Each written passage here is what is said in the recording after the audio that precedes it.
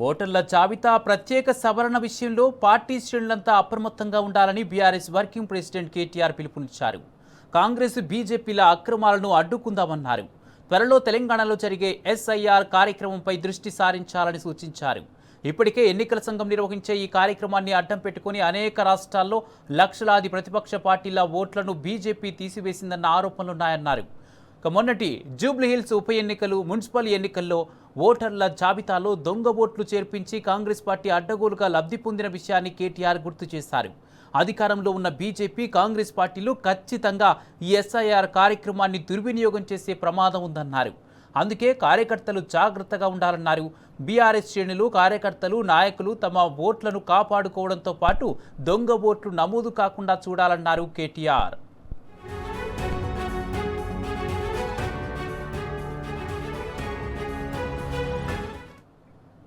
SIR అనేది రానున్న ఎన్నికలకు అత్యంత కీలకమని కేటీఆర్ తెలిపారు.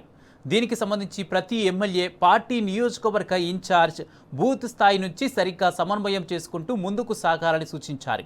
ఎస్ఐఆర్పై దేశవ్యాప్తంగా వివిధ రాష్ట్రాల్లో జరిగిన వివాదాలు, చర్చలు, అధికార దుర్వినియోగం వంటి ఆరోపణలను, విమర్శలను దృష్టిలో ఉంచుకోవాలన్నారు.